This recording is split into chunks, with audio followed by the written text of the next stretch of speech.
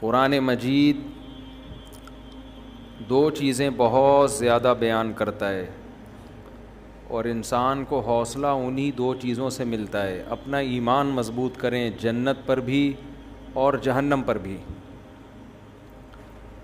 دیکھو یعلمون ظاہرا من الحیات الدنیا، اللہ فرماتے ہیں یہ لوگ دنیا کے ظاہر کو دیکھتے ہیں. یہ جو دنیا کا ظاہر ہے بار بار ہم ان آیتوں میں پڑھ رہے ہیں کہ یہ دھوکہ ہے، یہ ایسے ہے نہیں جیسا نظر آ رہا ہے. مریں گے سب ختم ہو جائے گا. کتنی بڑی حقیقت ہے یہ. ایک موت اس دنیا پر بھی آنی ہے اور ایک موت ہماری ذات پر بھی آنی ہے. آج وہ لندن والے بھی نہیں آئے؟ خیریت تو ہے؟ اچھا 2 دن سے نہیں آ رہے، اللہ خیر کرے. ایک موت ہم پر بھی آنی ہے اور ایک اس دنیا پہ بھی آنی ہے. یہ سب سائنسی ترقی اور خلائی سیارے اور مریخ اور چاند پہ پہنچنے والی باتیں بالآخر زمین پہ ڈھیر ہو جائیں گی. تو ترقی سے تو آپ کو منع نہیں کیا جا رہا، لیکن بار بار بتایا جا رہا ہے اصل آخرت ہے. انسان مرنے کے بعد مر کے ختم نہیں ہوتا، بہت بڑی زندگی اس کے بعد شروع ہوتی ہے، جنت کی صورت میں یا جہنم کی صورت میں. ہم نے فرعون کا واقعہ بھی پڑھا، ہم نے قارون کا واقعہ بھی پڑھا، ہم نے موسیٰ علیہ السلام کا واقعہ بھی پڑھا، کیسے اللہ نے فرعون کو آگ میں داخل کیا ہے. اب آپ مجھے ایک بات بتاؤ، جن لوگوں کا آخرت پہ یقین نہیں ہے ان کی نظر میں فرعون لاکھوں بچوں کا قتل کر کے بھی اس کو کوئی نقصان نہیں ہوا. زیادہ سمندر میں پانی میں غرق ہو گیا، وہ تو نہیں بھی ہوا ہوتا تو اب تک تو ویسے ہی مر چکا ہوتا. لیکن اللہ کہہ رہا ہے ایسا نہیں ہے، ایسا نہیں ہے. النار یعرضون علیہا غدوا وعشیا، آگ ہے جس میں وہ صبح و شام جلایا جاتا ہے. تو ان راتوں میں اللہ سے رات کو اٹھ کے بار بار آگ سے پناہ مانگیں. آگے بڑی سخت زندگی شروع ہونے والی ہے، اور ایک طرف اللہ کی بہت خوبصورت جنت ہے، بہت خوبصورت جنت. مجھے کسی نے بتایا کہ مجھے خواب میں جنت دکھائی گئی، کل کی بات ہے. تو جو بتانے والے بتا رہے تھے کہ اتنی خوبصورت جنت، اتنی خوبصورت، دل ہی نہیں کر رہا تھا اٹھنے کا نا کہ آنکھ کھل جائے. اتنی خوبصورت جنت. تو میں نے کہا کہ جتنی خوبصورت آپ کو خواب میں نظر آئی ہے نا جنت، اس کو 1 کروڑ سے ضرب دے دو پھر بھی کم ہے. تو بھائی یہ کچھ بھی نہیں ہے. یہ جو ہے نا یہ جو یہاں کی انٹرٹینمنٹ، یہاں کیا ہے، زیادہ سے زیادہ پیزا کھا لو گے نا، یہ انٹرٹینمنٹ ہے یہاں کی. کیا کر لو گے؟ بھوک لگ رہی ہے، بیف بریانی کھا لی، بوفے میں چلے گئے، کیا کھا لیا وہاں پہ؟ کتنی دیر کی لذت ہے. آپ کی پسند کی شادی ہو گئی، آپ کو آپ کی محبوبہ مل گئی، تھوڑے دنوں میں اس نے بھی بڈھے ہو جانا ہے، آپ بھی بڈھے ہو گئے. حضرت حکیم اختر صاحب رحمہ اللہ تعالی شعر پڑھا کرتے تھے، وہ پورا شعر مجھے اکثر یاد ہی نہیں رہتا، آخر کا ہی یاد رہتا ہے ہمیشہ سے، کہ ختم زندگانی ہوئی، کوئی نانا ہوا کوئی نانی ہوئی. یہ جو عشق تھا نا یہ بالآخر نانا اور نانی پہ جا کے ختم ہوتا ہے. عاشق نانا بن جاتا ہے اور معشوقہ نانی. تبھی تو صحابہ کرام اس جنت کے پیچھے دوڑے ہیں. غزوہ احد میں صحابی گھمسان کی جنگ ہے، کھجور کھا رہے ہیں. پھر کہنے لگے یہ کھجور ختم ہونے کا زمانہ تو بہت طویل ہے اور جنت میرے بالکل سامنے، اتنا صبر نہیں ہوتا مجھ سے. وَكَأَيٍّ مِّن نَّبِيٍّ قَاتَلَ مَعَهُ رِبِّيُّونَ كَثِيرٌ. قرآن کہہ رہا ہے کتنے ہی پیغمبروں کے ساتھ اللہ والوں نے مل کے جنگیں لڑی ہیں، حالانکہ یہ کمزور تھے، کم تھے، لیکن اس بیس پہ لڑی ہیں شہادت ملے گی اور اللہ ہمیں جنت میں داخل کرے گا. اور پھر اللہ نے ان کو فتوحات دی ہیں. تو بھائی اس جنت کے لیے کچھ لالچ پیدا کرو اپنے جسم کے اندر، اپنی باڈی کے اندر، دل میں لالچ پیدا کرو. اگر آپ کو جنت کا شوق نہیں ہے خوب سمجھ لو, پھر اللہ کو بھی آپ کو جنت دینے کا بالکل بھی شوق نہیں ہے. ہمارے حضرت ایک بات فرمایا کرتے تھے کہ یہ جو لوگ کہتے ہیں نا کہ اللہ کو ہم سے بہت محبت ہے, فرمایا اتنی ہی ہے جتنی آپ کو ہے اللہ سے. ہاں آپ کم کریں گے اللہ زیادہ کر دے گا, لیکن اگر آپ کو نہیں ہے تو اس خوش فہمی میں نہ رہیں کہ اللہ کو پھر آپ سے محبت ہے, وہ مستغنی ہے. تو آپ کے دل میں اگر جنت کی لالچ نہیں ہے, شوق نہیں ہے, تو پھر اللہ کو بھی آپ کو جنت دینے کا کوئی شوق نہیں ہے. تو اللہ نے یہ حسین جنت جس کا بار بار آج بھی تذکرہ آیا, کتنی جگہ قرآن میں, یدخلہم جنات تجری من تحتی, یہ تو آپ لوگ کو عربی نہیں آتی پھر بھی سمجھ میں آتا ہوگا نا, تجری من تحتہا الانہار, تجری من تحتہا الانہار, تجری من تحتہا الانہار, کتنی دفعہ یہ آیات آتی ہیں.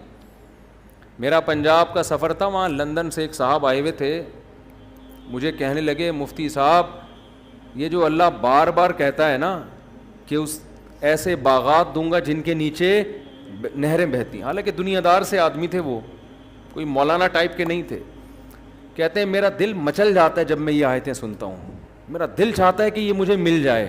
ایسے دل سے کہہ رہے تھے نا کہ بعض دفعہ انسان ایسے دل کی کیفیت سے کوئی بات کہتا ہے کہ لگتا ہے کہ یہ زبان سے نہیں بلکہ دل سے کہہ رہا ہے, اس کی واقعی یہ کیفیات بن رہی ہیں.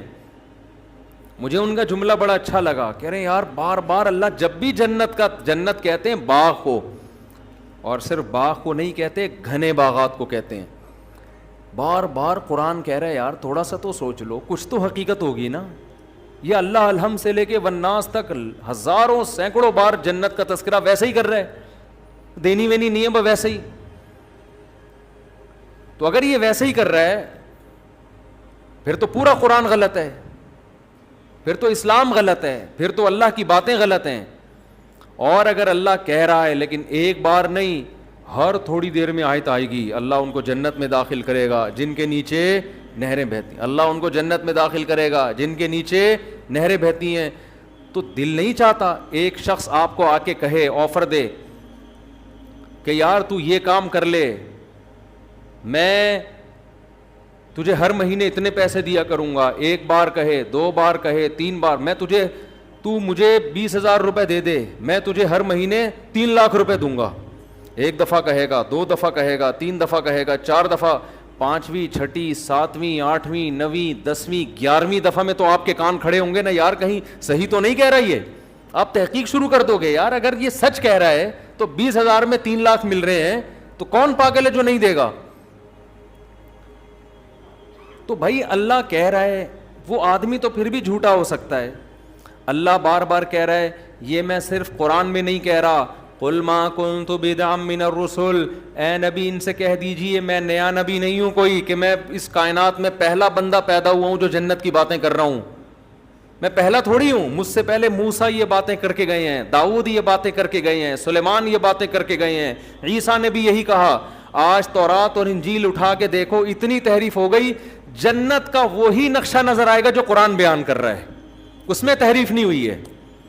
جہنم کا وہی نقشہ بیان تورات بھی بیان کرے گی جو قرآن بیان کر رہا ہے.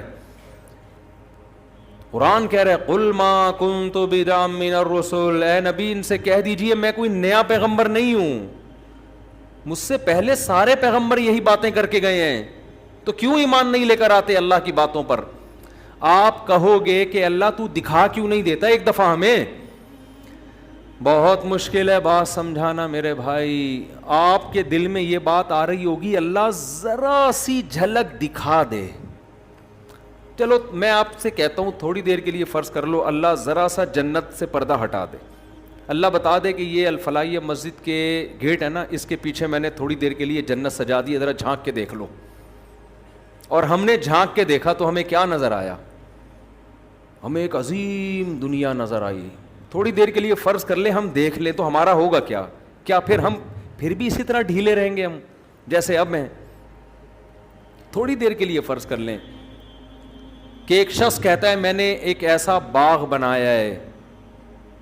لوگ تفریح پہ جاتے ہیں نا, چترال جاتے ہیں تفریح کے لیے, اور وہ کیا ہے چترال میں جو ہائٹ کی جگہ ہے ایک تو یار داریل دماغ پہ بھی چشمہ لگنا چاہیے انسان کے, صرف آنکھوں کے لیے نہیں ہو. وہ اسکردو جاتے ہیں اور سوات مردان جاتے ہیں, کاغان ناران جاتے ہیں, تو جو جا کر آتا ہے اپنے دوستوں کو ایسی لمبی لمبی پھینک کے بتا رہا ہوتا ہے ابے یہ, حالانکہ ہوتا بھی ہے خوبصورت علاقے ہیں, لیکن تھوڑا اور زیادہ کر کے بتا رہا ہوتا, کیونکہ یہ گیا نہیں ہوتا نا اس کو شو مارنے کے لیے. ہم بچپن میں تو ہم ایسا بہت کرتے تھے, ابے بھائی ایسی چیز ہے, ہم تاکہ اس کو نا تھوڑا سا بھرم رہے ہیں اس کے اوپر, اور یہ احساس کمتری میں مرتا چلا جائے کہ میں کیوں نہیں گیا. بچے یہ شو بازی والا کام بہت کرتے ہیں, لیکن واقعی اب آپ ایسی جگہ سے گھوم پھر کر آئے, اب آپ اپنے دوست کے سامنے نقشہ کھینچ رہے ہو, یار میں ایسی جگہ گیا جہاں خوبصورت گھنے باغات تھے, جہاں بہترین, جہاں کے لوگ ایک الگ ہی قوم رہ رہی تھی وہاں پہ.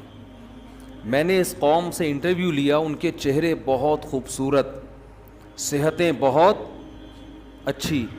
ان لوگوں سے ہم نے پوچھا تو انہوں نے کہا ہم اس باغ میں لاکھوں سال سے رہ رہے ہیں, ہم پر موت نہیں آتی. یہ ایسا پانی ہے ان چشموں کا جو پی لے تو یہ آب حیات ہے, اسے زندگی میں کبھی بھی موت نہیں آئے گی. کوئی دیکھ کر آئے آپ کے دوستوں میں سے, آپ نے کہا کہ وہاں ایسے خوبصورت باغات پھل درختوں پہ لدے ہوئے ہیں, اور پھلوں کے بوجھ سے درختوں کی ٹہنیاں زمین کو چھو رہی ہیں, قطوفھا دانیہ, جیسے قرآن نقشے کھینچتا ہے.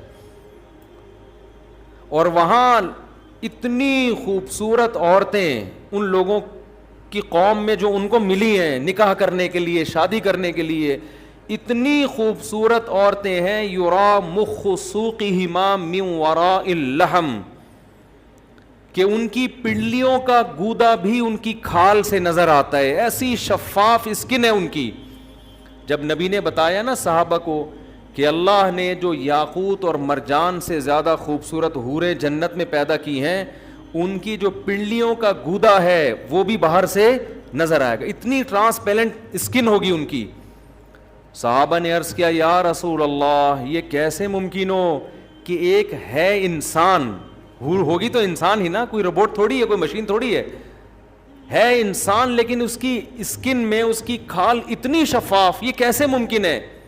تو آپ نے فرمایا کیا تم نے قرآن میں پڑھا نہیں ہے کأنہن الیاقوت والمرجان, میرا رب جنت کی حور کی تعریف کے لیے کہتا ہے جنت کی حوریں ایسی ہیں جیسے یاقوت اور مرجان. تو کیا یاقوت کے پتھر میں موتی میں دھاگا داخل کیا جائے وہ باہر سے نظر نہیں آتا کیا؟ حالانکہ کتنا ہارڈ ہوتا ہے, کتنا سخت ہوتا ہے, اس کے باوجود بھی وہ باہر سے نظر آتا ہے. تو یہ تو دنیا میں اللہ نے ایسی حسین چیزیں, ایسے پتھر پیدا کیے ہوئے ہیں جو اتنے شفاف ہوتے ہیں کہ آپ ان کے اندر ان کا دھاگا نظر آ رہا ہوتا ہے. تو جنت کی حور تو جنت کی حور ہے, یہ تو دنیا میں اس کی مثالیں ملتی ہیں. تو مجھے بتاؤ اگر کوئی آپ کو آ کے بتائے یار ایسا علاقہ دیکھ کے آیا ہوں, وہاں ایسی خوبصورت عورتیں, اور وہاں لوگ کبھی بیمار نہیں ہوتے. جیسے میں گلگت گیا نا تو 80 سال لوگوں کی عمریں, وہاں لوگ بتا رہے ہیں ہم 80 سال نہیں, ہم 80 لاکھ سال سے زندہ ہیں. اور یہاں کے بارے میں رپورٹ یہ ہے کہ یہاں کسی کو موت نہیں آتی. یہاں محبت اتنی ہے آپس میں کہ کبھی کسی کا جھگڑا کسی سے نہیں ہوتا. لا يسمعون فیہا لغوا ولا تأثیما, قرآن کہتا ہے کبھی کوئی بیکار بات, کوئی لغو بات. یہاں تو ایک بیان دو, نیچے کمنٹس میں کچھ اچھے اور کچھ اسٹیبلشمنٹ کا پٹھو. اب اسٹیبلشمنٹ کے تانے کیوں دے رہے ہو؟ اب تو اسٹیبلشمنٹ اس کے خلاف ہے بھائی. ہمیں کہتے تھے نا اسٹیبلشمنٹ کے پٹھو ہیں, یہ حکومت کے پٹھو ہیں. اب تو حکومت بھی گئی, اسٹیبلشمنٹ بھی آپ کے ساتھ ہے. اب اگر میں حمایت کر رہا ہوں تو کم از کم اب تو یہ نہ بولو نا کہ اسٹیبلشمنٹ کے پٹھو ہیں. تو آدمی کی کھوپڑی گھومتی ہے نا کہ یار تم کیا کر رہے ہو, کچھ بولنے ہی نہیں دیتے. آپ تبصرہ کرو لیکن غلط بےہودہ الزام تو نہ لگاؤ نا ہمارے اوپر. تو یہاں آدمی کی کھوپڑی گھومتی رہتی ہے اور پتلا ہوتا رہتا ہے. آج مجھے کوئی کہہ رہا تھا آپ اتنے باریک ہوتے جا رہے ہیں. میں نے کہا بھائی رمضان کا آخری عشرہ چل رہا ہے, اتنے آج بھی میرا عصر کے بعد بھی بیان تھا, افطار سے پہلے. پھر ہم تو افطاری میں 2 نوالے کھاتے ہیں, اس کے بعد تو ہمیں کھانے کا تراویح کے سے پہلے بیان, اب بیان کے بعد جا کے شاید کھا لوں, لیکن ابھی بیان کے بعد بھی پھر کہیں بیان ہے, پھر اس کے بعد کہیں بیان ہے, تو تھوڑے دنوں میں مفتی صاحب مارکیٹ سے کیا ہو جائیں گے, میرا کرتا اور شلوار نظر آئے گا آپ کو, یہاں پہ بیان ہو رہا ہوگا, آپ اس میں سے کنگھال کے نکالیں گے, مفتی صاحب کو نکالو, اتنے باریک ہو جائیں گے, باتیں 4 شادیوں کی, ٹھیک ہے نا, صرف جذبے رہ جائیں گے, صرف کیا رہ جائے گا, جذبہ. تو ابھی میں سوچ رہا ہوں عید کا چاند نظر آ کے تھوڑی ریکوری ہوگی انشاءاللہ, بیلنس ڈلوائیں گے نا اپنے اندر. ابھی تو بیلنس سارا آہستہ آہستہ کیا ہو رہا ہے, ختم ہو رہا ہے, تو بیلنس عید کے بعد تھوڑا ناقے کریں گے بیانات پہ, ہو سکتا ہے کہیں آؤٹنگ پہ نکل جائیں, کہیں کھا پی لیں جا کے کہیں کچھ. تو لیکن آدمی ہلکا پھلکا ہی اچھا لگتا ہے, جتنا دبلا ہوتا ہے نا آدمی, دیکھنے میں کمزور لگ رہا ہوتا ہے, حقیقت میں وہ اور صحیح ہو رہا ہوتا ہے. میرے تو رمضان میں زیادہ صحیح رہتا ہے آدمی, جتنا کم کھاؤ, روٹی تو کھاؤ ہی نہیں رمضان میں, بس لیمن کا جوس پیتے رہو بیٹھ کے, اس پہ فٹ رہو گے, اس پہ سیٹ ہو جاؤ, ایسا فٹ فاٹ ہو جاتا ہے نا آدمی, ہلکا پھلکا, صحت ٹائٹ ہو جاتی ہے. خیر, تو میں آپ سے عرض کر رہا تھا کہ یہاں ہم الٹی باتیں سنتے رہتے ہیں, دماغ پکتا رہتا ہے, ٹینشن میں جاتے رہتے ہیں.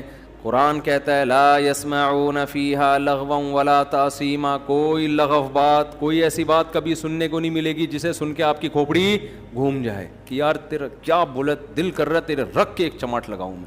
یہ ہوتا ہے نا یہاں پہ, سب محبت کی باتیں. جب ملیں گے سلام کے ساتھ ملاقات, وآخر دعواہم الحمد للہ رب العالمین, جب رخصت ہوں گے تمام تعریفیں اس اللہ کے لیے, منہ سے اچھی بات نکالیں گے لوگ, محبت ہوگی آپس میں, بازار لگیں گے, مارکیٹیں لگیں گی, خرید و فروخت کا اپنا انسان کا ایک نشہ ہے شاپنگ کرنے کا, تو چہرے رونق ہو جائیں گے. اب بتاؤ کوئی ایسی جگہ دیکھ کر آئے اور کوئی نقشہ کھینچے کہ یار میں ایسی جگہ دیکھ کر آیا ہوں جہاں ایسی خوبصورت عورتیں اور ایسے خوبصورت محلات ہیں, بے جوڑ موتی کے محلات, غرف مبنیۃ, اللہ کہتے ہیں بالا خانے ہوں گے جنت میں. بالا خانے کسے کہتے ہیں, گھر کے اوپر گھر, گھر کے اوپر گھر. علی سرر متقابلین, مجلسیں کیسے لگیں گی, تختوں پہ, شاہی تختوں پہ گاؤ تکیے لگا کر بیٹھے ہوں گے بارونق چہروں کے ساتھ. اور اللہ نے کیا تعریف کی, کأنہن بیض مکنون, فرمائے تمہیں جو عورتیں وہاں ملیں گی جن سے تمہارا نکاح ہوگا, بیض مکنون, ان کے حسن کی اللہ کیسے مختلف انداز سے تعبیر کرتا ہے. کہیں اللہ کہتا ہے قاصرات الطرف عین, ایسی حیا, یہاں تو آپ بیگم سے اونچی آواز سے بات کریں, آگے سے اس سے زیادہ اسپیڈ سے جواب پارسل ہوگا. وہاں کیا قرآن کہہ رہا ہے کہ جو حور ہے جنت کی, قاصرات الطرف عین, بڑی بڑی آنکھوں والی, آئینہ, آئینہ کہتے ہیں بڑی آنکھوں والی, اور قاصرات الطرف, نظر کو جھکانے والی. اور قرآن کیا کہتا ہے, حور کسے کہتے ہیں عربی میں, حور کہتے ہیں سفید رنگت والی, حورا کہتے ہیں, اس کی جمع حور آتی ہے. اس کی آنکھوں کی سفیدی انتہائی سفید, اور اس کی جو آنکھوں کی سیاہی ہے, جو پتلی ہے وہ انتہائی سیاہ. کیسے اللہ تعالیٰ اس کے حسن کا نقشہ کھینچتے ہیں. اور قرآن کیا کہتا ہے, ایسی شفاف, کأنہن بیض مکنون, جیسے چھپائے ہوئے انڈے ہوتے ہیں نا, پرندہ گھونسلے میں انڈے دے کے اس پہ گھاس ڈال دیتا ہے کہ اس پہ گرد و غبار نہ آئے. تو اللہ کہتے ہیں میں نے ایسے ہی ان حوروں کو جنت کے مشک و عنبر کی مٹی سے بنا کے خیموں میں محفوظ کر دیا ہے. لم یطمثہن انس قبلہم ولا جان, کوئی انسان اور جن ایسا نہیں ہے جس نے ان کو کبھی چھوا ہو اس جنتی سے پہلے. جنتیوں کے لیے اللہ نے محفوظ کر دی ہیں. اللہ کو پتہ ہے یہاں کون جنت والے اعمال کر رہا ہے, اللہ ان اعمال والوں کے لیے پہلے سے ان کے لیے انتظام کر کے رکھا ہوا ہے اللہ تعالیٰ نے.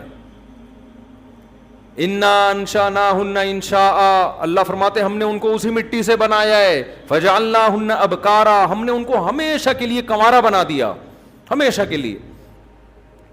تو کتنی اللہ قرآن میں تعریفیں کر رہا ہے. پھر جنت کی شراب کی تعریف قرآن کرتا ہے, لا یصدعون عنہا ولا ینزفون, ایسی شراب کی لذت دنیا کی شراب سے بھی زیادہ, لیکن نہ اس سے سر میں درد ہوگا اور نہ بہکی بہکی باتیں کرے گا. فیہا انہار من ماء غیر آسن، 4 نہریں اللہ نے جنت میں ذکر کی ہیں. ایک نہر ایسا پانی جس کا ذائقہ کبھی متغیر نہیں ہوگا، ایک سفید دودھ کی بہتی ہوئی نہر، ایک شراب کی بہتی ہوئی نہر. جہاں شراب کا تذکرہ آیا لذۃ للشاربین، فرمایا ایسی شراب جو پینے والوں کے لیے لذت کا سامان ہوگا. وانہار من عسل مصفی، اور ایک نہر اللہ نے پیدا کی ہے شہد کی نہر. اللہ اپنی جنت کی بار بار بار بار بار بار، اور سورہ رحمان میں تو تعریفیں کر کے پھر بار بار یہ بھی کہتا ہے فَبِأَيِّ آلَاءِ رَبِّكُمَا تُكَذِّبَانِ، اپنے رب کی کون کون سی نعمتوں کو جھٹلاؤ گے.